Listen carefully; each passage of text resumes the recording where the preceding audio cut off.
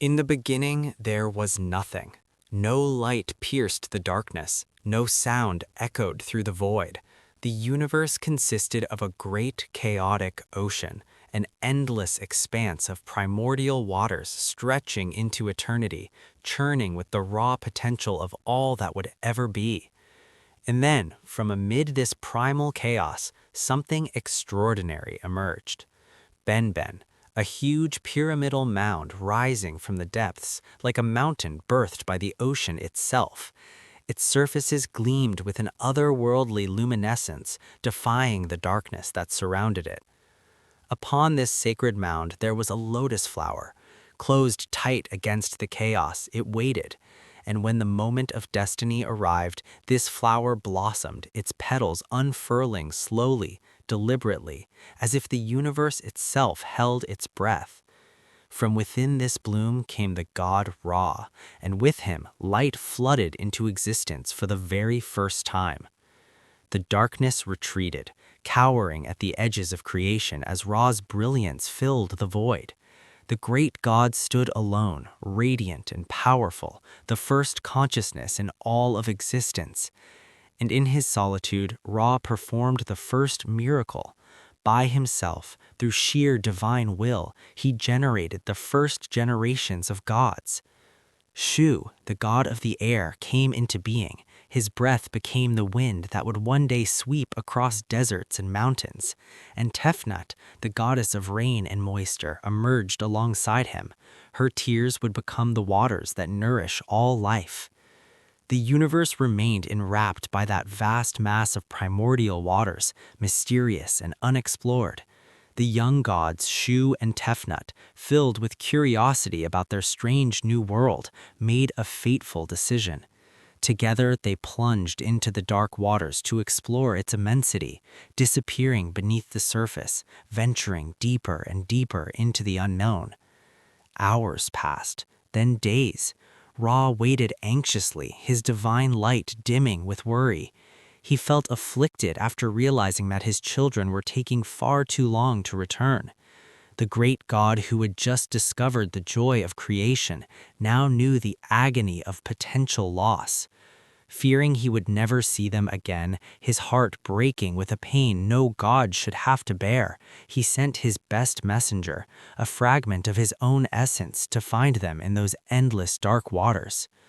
Time stretched on, each moment an eternity of anguish, but finally Shu and Tefnut emerged from the depths, safe and sound, dripping with the waters of creation. Ra's joy at their return was so immense, so overwhelming, that tears streamed down his face. And from these tears of divine happiness, from this pure emotion of a god reunited with his beloved children, human beings were born. We are, each of us, born from the tears of joy shed by the first god. After returning from their journey, the children of Ra took their own place in the cycle of creation. Shu and Tefnut generated in turn Geb, the god of the earth, solid, steady, and strong, and Nut, the goddess of the sky, vast, eternal, and filled with stars. And thus the sky and the earth were created, separated by Shu's winds, yet forever reaching for one another. The great god Ra sovereignly ruled this newborn universe with wisdom and power, and he was awarded the title of the first pharaoh, the divine template for all rulers who would come after. This god gifted Egypt, his chosen land, with several sacred animals. The powerful ox would till the fields, the mighty lion would embody royal strength and courage. But his greatest offering, the gift that would shape the destiny of an entire civilization, was the creation of the Nile River. This magnificent river, flowing like a ribbon of life through the desert, became the heart of Egypt. Around its shores, men would build their homes, plant their crops, and edify a civilization dedicated to glorifying the gods who had given them everything. But Ra, in his infinite wisdom and power, received a troubling premonition. The future unfolded before his divine sight, and he saw that his grandchildren would give birth to a new generation of gods, gods who would grow strong and ambitious, gods who would eventually put an end to his reign. The first pharaoh's time was limited, and this knowledge filled him with both sorrow and determination. And so the great god made a desperate decree. He forbade the sky and the earth, Nut and Geb, to have any offspring whatsoever. He commanded them to remain barren, to break the cycle of generation that would lead to his downfall. But love, as it so often does, defied even divine law. Nut and Geb disobeyed. In secret they came together, and from their union gave rise to powerful offspring, 4 children who would reshape the destiny of gods and men. Isis, wise and magical; Nephthys, mysterious and loyal; Seth, ambitious and cruel; and Osiris, benevolent and just. These 4 gods rose up, and together they dethroned Ra, fulfilling the prophecy that the sun god had so desperately tried to prevent. Osiris, the eldest and noblest, started to reign over the world as the new supreme god. But as Ra had learned before him, the throne of the gods was never truly safe. For Osiris's own brother, Seth, watched with envious eyes, already plotting his rise to power. Seth was eager to take all power for himself, to rule without sharing, to dominate without mercy. And so the saga of the Egyptian gods truly began, a tale of love and betrayal, of death and resurrection, of eternal struggle between light and darkness. After deposing the god Ra, the deity who gave origin to the Egyptian world, Osiris became the new god of the universe. The transition of power was complete, and a new era had dawned. The new supreme god took the goddess Isis as his wife, and their union was blessed by all of creation. Together, they started a reign of unprecedented prosperity and peace. Before Osiris, humanity lived quite primitively, barely more than animals scratching out survival in the harsh desert. But the benevolent god changed everything. Osiris brought civilization to men, teaching them the sacred art of agriculture, how to plant seeds and reap harvests, how to work with the cycles of the seasons and the flooding of the Nile.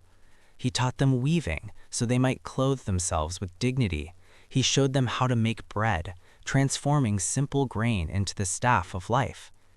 But perhaps most importantly, Osiris decreed the use of laws, divine principles that would give order to chaos, justice to replace violence, harmony to supplant discord.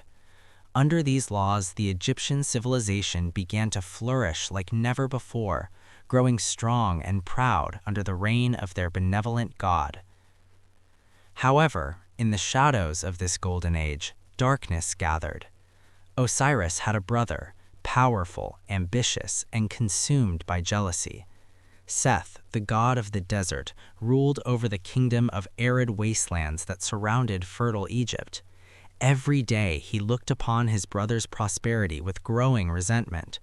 Osiris had lush fields and happy people. Seth had only sand and stones. Osiris had love and respect. Seth had only fear. The bitterness in Seth's heart grew deeper when he discovered that Osiris had committed an unforgivable betrayal. The supreme god had an affair with Nephthys, Seth's own wife. From this forbidden union, Anubis was born, the god of the dead with the head of a jackal. The child was beautiful and powerful, but his very existence was a constant reminder of Seth's humiliation. Angered beyond reason by his brother's betrayal, Seth's heart turned completely to darkness.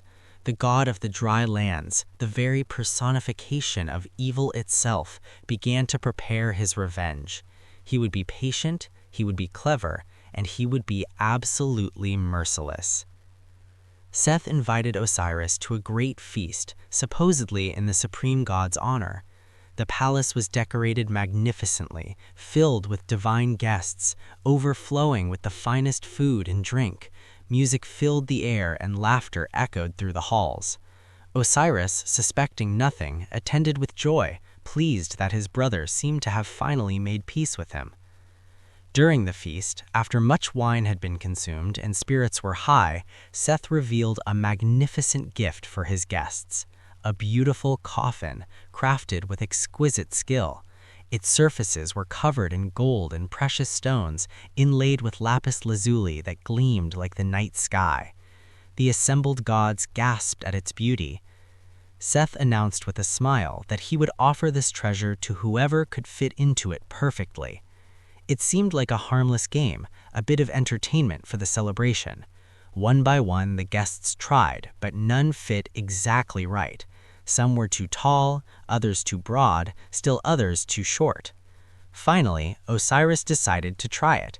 He stepped forward with a laugh and lowered himself into the ornate coffin. It fit him perfectly, too perfectly, as if it had been made precisely for his divine form, because of course it had been. Immediately after Osiris settled in, before he could even register what was happening, Seth moved with terrible swiftness. He slammed the lid shut, trapping the supreme god inside. His servants rushed forward with nails and molten lead, sealing the coffin completely while Osiris pounded and shouted from within, his voice muffled by the thick wood and metal. The evil god, revealing the true depths of his cruelty, had the sealed coffin thrown into the Nile River, the sacred waters that Osiris had blessed. The river that was the source of Egypt's prosperity became his tomb. The supreme god drowned, his divine light extinguished, his reign ended by treachery and murder. Isis wept profoundly after losing her beloved husband. Her grief was absolute, all-consuming, a sorrow that shook the very foundations of the world. She collapsed at the river's edge, and her tears poured endlessly into the Nile River, mixing with its waters, giving rise to its traditional annual floods. To this day, the Nile swells with the remembered grief of a goddess who lost everything. But Isis was not a goddess to surrender to despair. Together with her sister Nephthys, who, despite being Seth's wife, loved Osiris and despised her husband's evil, the two goddesses searched desperately for the body of the fallen god. They traveled the length of Egypt, following whispers and signs, never giving up hope. Finally, after months of searching, Isis found the coffin, washed up on a distant shore.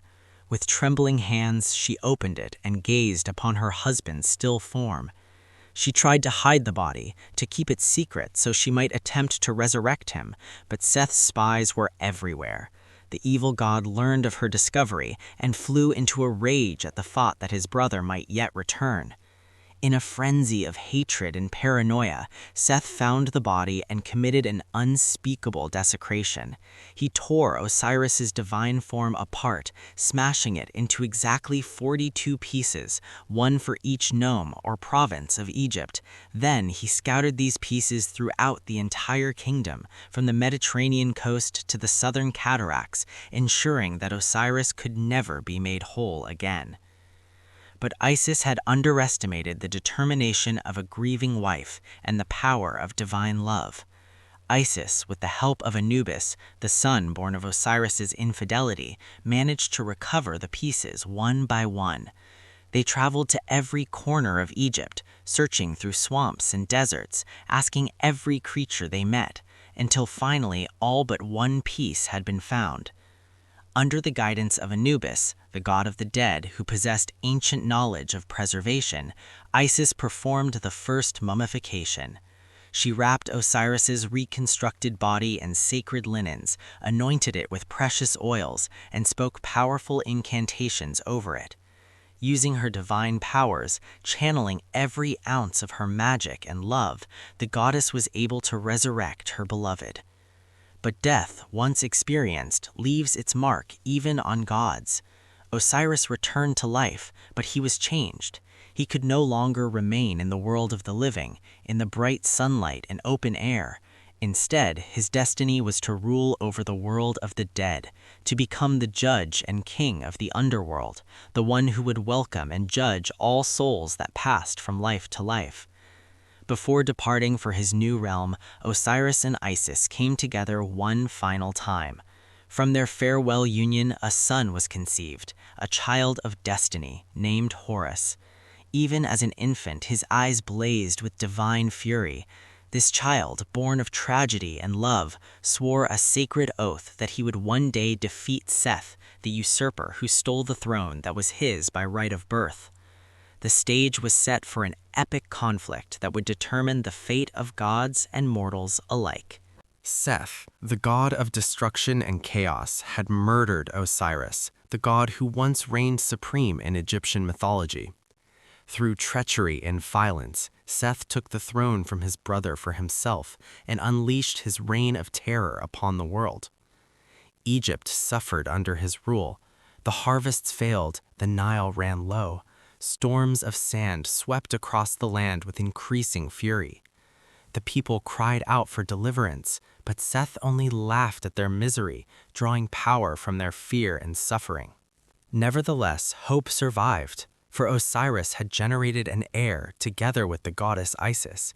His name was Horus, and he was a falcon god, swift, sharp-eyed, and fierce.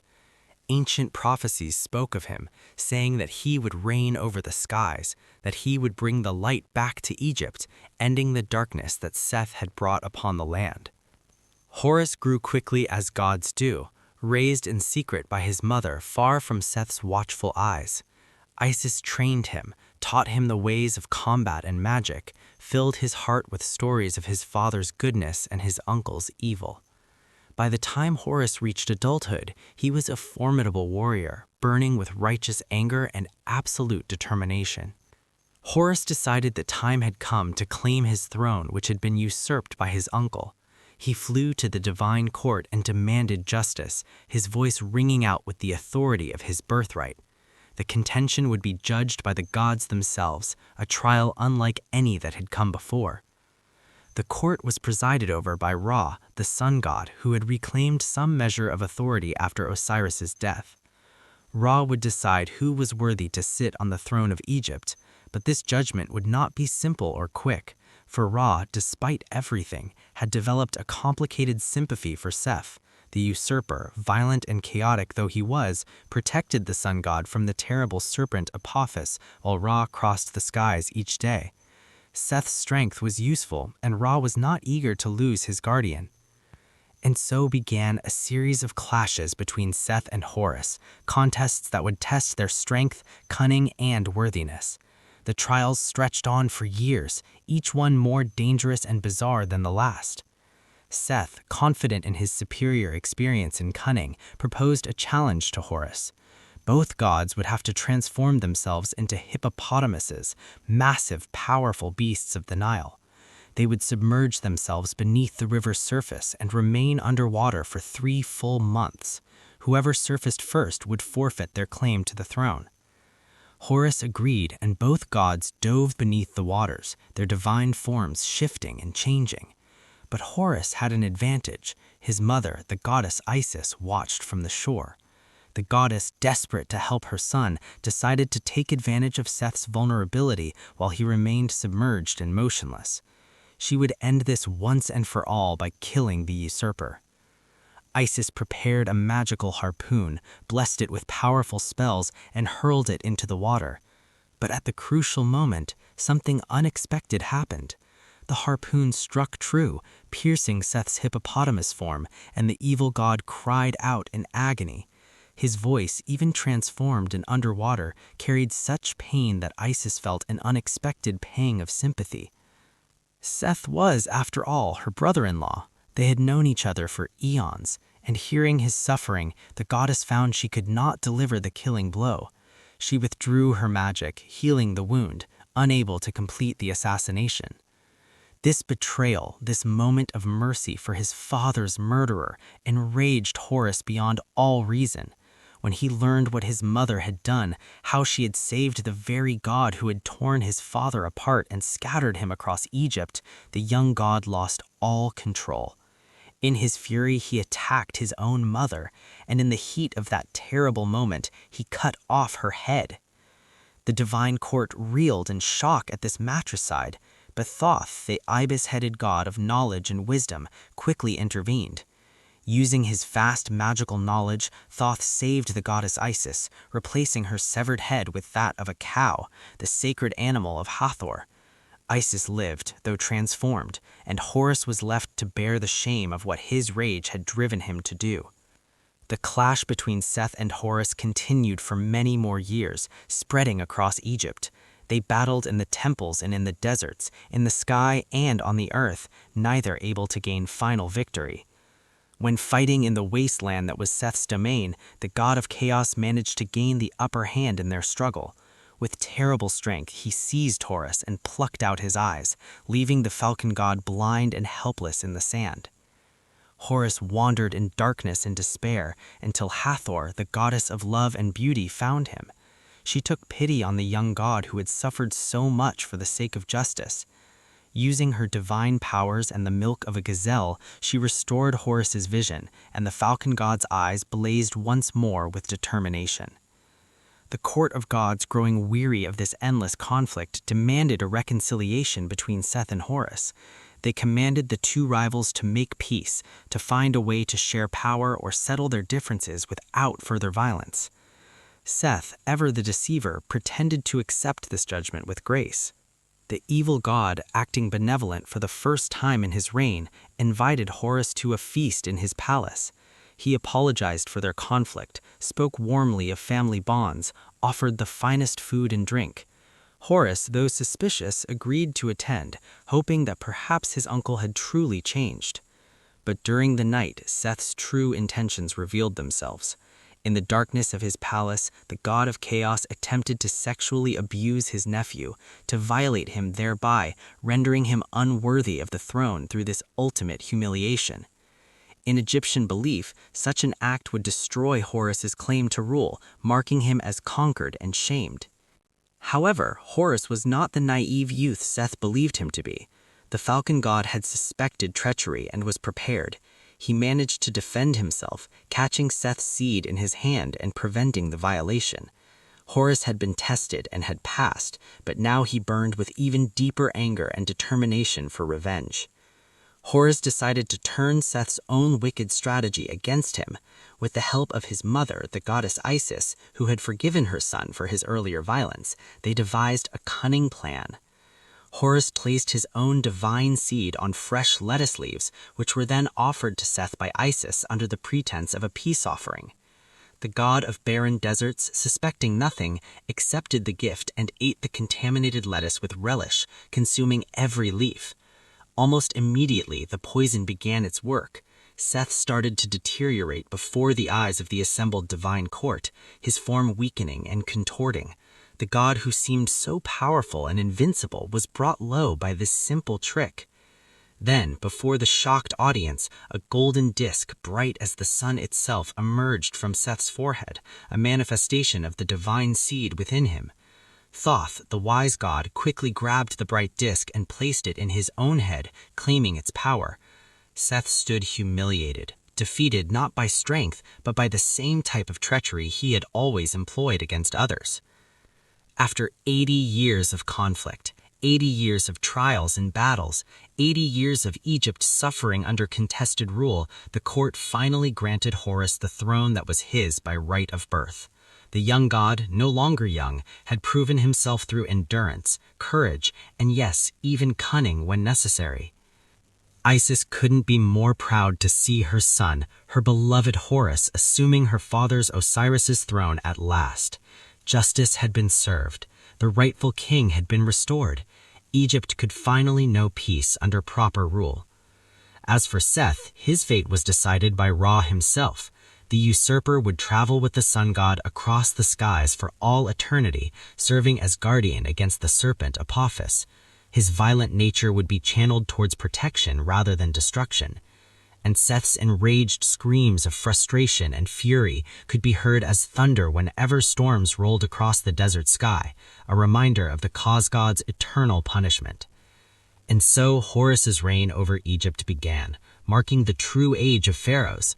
All the pharaohs who one day reigned over Egypt, every king who wore the double crown and held the crook and flail, were among his descendants. The divine line had been established, and Egypt would prosper under their rule for thousands of years. Ra is the sun god in Egyptian mythology, one of the most ancient and powerful of all deities. This god is usually depicted as a being with a man's body and the head of a falcon, with the blazing solar disk resting upon his head like a crown of pure light. He had been, once upon a time, the greatest of all gods, the creator, the first consciousness, the bringer of light to the darkness. But time, which affects even gods, had worn Ra down. Finding himself growing old and weary, feeling the weight of eons upon his divine shoulders, he made the difficult decision to relinquish the supreme power. He would go to the skies, he declared, and take up a new role, one that would serve creation in a different but equally vital way. This god remains one of the most revered figures in all Egyptian mythology, worshipped from the Delta to the Cataracts, from the earliest dynasties to the very end of ancient Egypt's glory. As the sun god, Ra bore a sacred duty that could never cease, a responsibility that continued day after day without end. One of his duties was to drive away the darkness that constantly threatened to swallow the world. To accomplish this vital work, the god crossed the skies on his magnificent sunboat, a vessel of gold and light that sailed not on water, but on the very fabric of the heavens. Anubis, the god with the head of a jackal and the body of a man, is a deity of Egyptian mythology intimately connected to life after death. His image is one of the most recognizable in all Egyptian art, that distinctive canine profile, alert ears, and penetrating gaze that seems to look through the flesh to the soul within. The god is one of the most ancient Egyptian deities, worshipped from the earliest days of Egyptian civilization. Because of his antiquity, his role changed as the centuries and millennia went by, adopting to new beliefs and new understandings of the afterlife.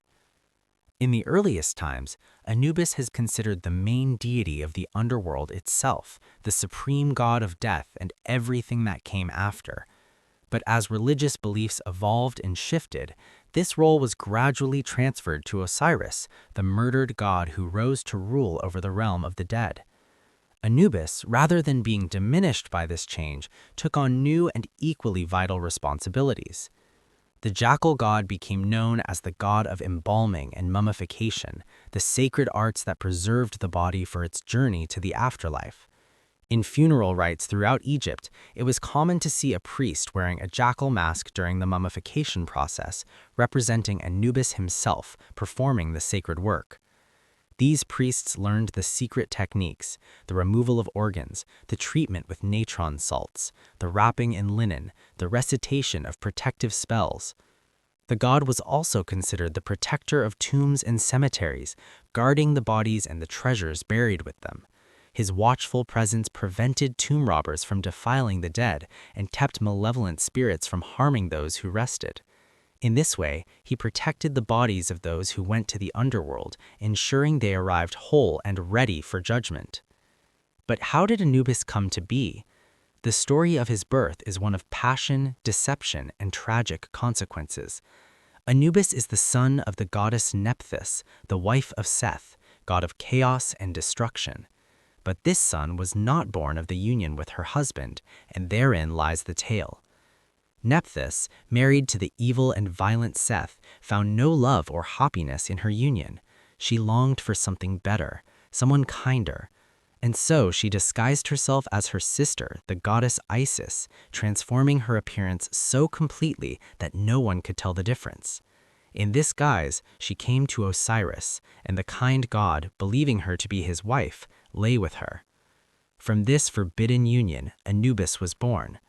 When Seth came to terms with this act of disloyalty, when he discovered that his wife had borne a child by his brother, his rage knew no bounds. This betrayal, added to his already festering jealousy of Osiris's power and prosperity, pushed him over the edge into murder and madness. Seth plotted his terrible revenge against Osiris, eventually killing him and scattering his body parts throughout all of Egypt. After Isis gathered all the parts of her murdered husband, searching the length and breadth of the kingdom to reassemble him, Anubis helped the goddess during the god's funeral ritual. Despite being born of betrayal and deception, despite being the cause, however innocent, of such tragedy, Anubis proved himself noble and good. Using knowledge that came to him instinctively, as if the very purpose of his existence, Anubis transformed the body of Osiris into the first mummy ever created. He removed the organs and placed them in sacred vessels. He treated the body with preserving salts and wrapped it in consecrated linens. He spoke the words of power that would protect Osiris in the underworld, and through this process, he established the pattern that all future mummifications would follow. With Osiris restored to a form of life and established as the ruler of the underworld, Anubis became the deity that led spirits of the dead to their final judgment. When a person died, their soul would begin a long and dangerous journey through the Duat, facing challenges and obstacles. But Anubis would guide them, protecting them from demons and showing them the way, until at last they came to the Hall of Two Truths. There, the deceased would be judged by a divine court presided over by both Osiris and Anubis. The jackal god performed the most crucial part of this judgment. He placed the deceased's heart, which the Egyptians believed contained the sum of a person's thoughts, feelings, and actions, onto one side of a great scale. On the other side, he placed the feather of Ma'at, the feather of truth and justice, light as air but heavier than all the lies of the world. The assembled gods watched in silence as the scale balanced and settled. If the heart was heavier than the feather, it meant that it was full of wickedness, weighted down with sins and cruelties, with lies and violence, with all the evil a person had done in life. In such cases, the deceased was delivered to Ammit, a demonic creature known as the devourer of hearts, with the head of a crocodile, the front body of a lion, and the back of a hippopotamus. Ammit would consume the heart, and the person would cease to exist entirely, denied even the afterlife. But if the feather was heavier than the heart, or if they balanced perfectly, it indicated a heart that was light with righteousness, with good deeds, with truth and justice and kindness. These were the souls of the righteous and good, who had lived in accordance with Ma'at during their earthly lives. For these blessed individuals, Anubis would personally escort them to Osiris, and the deceased would be granted eternal life in the field of reeds, a paradise of plenty where they would know happiness forever. In the later period of Greek rule over Egypt, after Alexander the Great conquered the kingdom and Greek culture began to merge with Egyptian traditions, the god Anubis was associated with Hermes. In Greek mythology, Hermes is also a deity that led souls to the underworld, serving as a guide between the world of the living and the realm of the dead. This association gave rise to a new syncretic deity called Hermanibus, a fusion of the Greek and Egyptian traditions that became quite popular during the period of Roman rule that followed. Hermanibus combined the attributes of both gods, wearing both the winged sandals and catasis of Hermes and the jackal head of Anubis. Anubis is certainly one of the most popular divinities in Egyptian mythology, recognizable even to people who know little else about ancient Egypt. He remains the god accountable to lead souls to the afterlife, the guardian who ensures that death is not an end but a transition, the protector who watches over all who pass from this world to the next.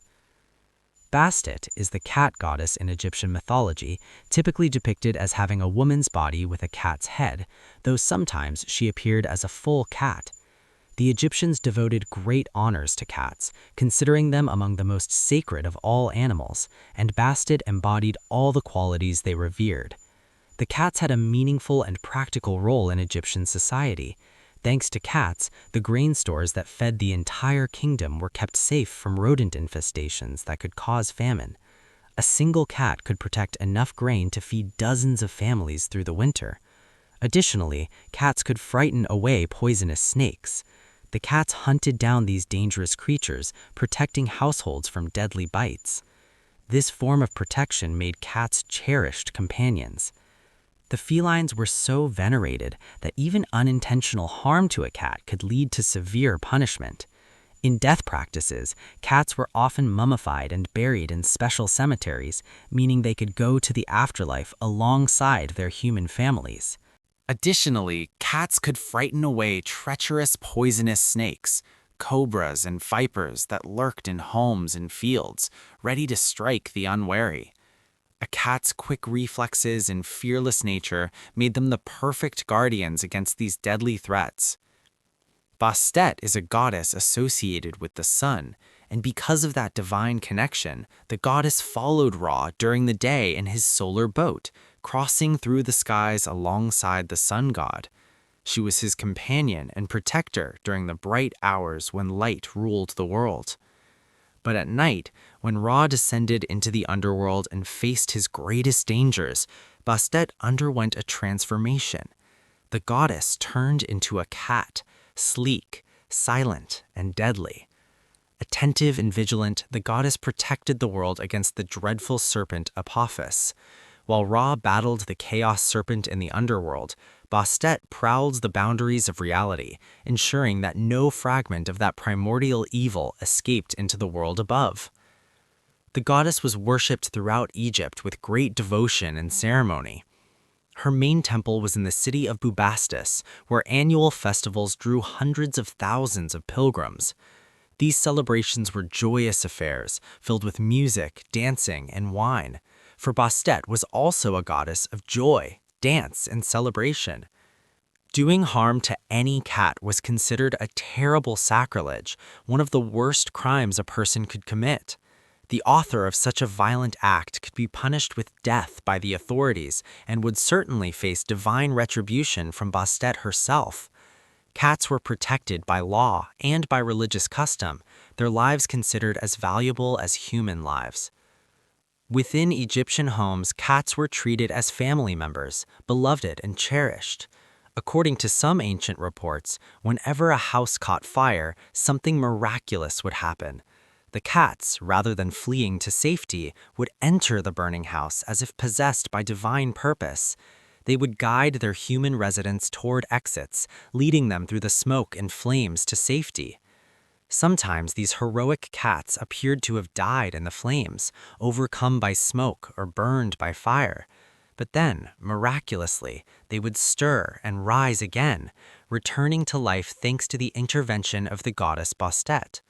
This seeming resurrection emphasized the popular saying of a cat having 9 lives, the belief that cats possessed multiple souls and could cheat death repeatedly through Bastet's favor. Because cats were sacred animals, when they died, they were mummified with the same care and ceremony as human beings. Entire cemeteries in Egypt were dedicated to these animal mummies. Thousands upon thousands of cat mummies have been discovered by archaeologists, each one carefully wrapped, some placed in decorated sarcophagi, testament to the love and reverence Egyptians felt for these creatures.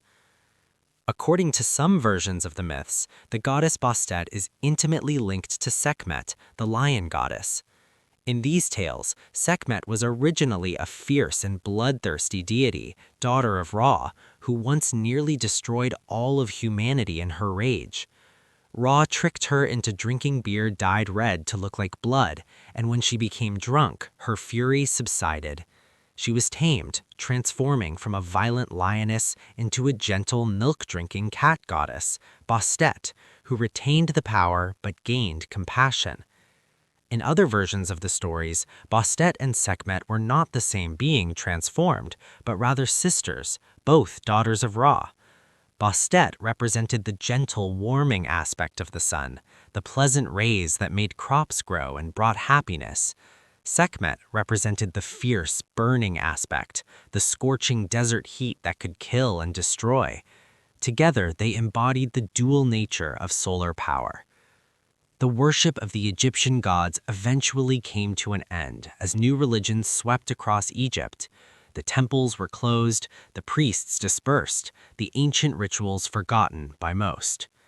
Christianity and later Islam replaced the old ways, and the gods of Egypt faded into history and legend. But the cats remained, and to this day, millennia after the last temple of Bastet was shuttered, cats continue to look at humans with those inscrutable eyes, sitting in windows, perched on walls, walking through streets with regal bearing. They look men and women up and down with an air of judgment, as if they remember everything, as if they are still hoping, patiently waiting for humanity to acknowledge their divine nature once again. Perhaps they know something we have forgotten. Perhaps in their ancient genetic memory, they recall a time when they were worshipped as the earthly avatars of a goddess. And perhaps they are simply waiting for the day when humans will once more recognize the divine in those who walk on four paws. The myths of Egypt, tales of creation and destruction, of love and betrayal, of death and resurrection, have survived for thousands of years. They were carved on temple walls, painted on papyrus, whispered from generation to generation. These stories shaped one of the greatest civilizations the world has ever known, providing meaning, structure, and hope to millions of lives across countless generations. The gods may have faded into legend, their temples may be ruins beneath the desert sand, but their stories endure. In these ancient tales, we find the eternal human struggles, the fight between order and chaos, the search for justice, the hope for life beyond mortality, the love that transcends even mortality itself. And as long as these stories are told, as long as we remember the names of Ra and Osiris, Isis and Horus, Anubis and Bastet, the gods of Egypt will never truly die. They live on in our imagination, in our wonder at the mysteries of existence, in our eternal questions about life, death, and what lies beyond. The saga of the Egyptian gods continues, as eternal as the desert, as flowing as the Nile, as bright as the sun that rises each morning, just as it has been for 5,000 years, and just as it will be for all the years to come.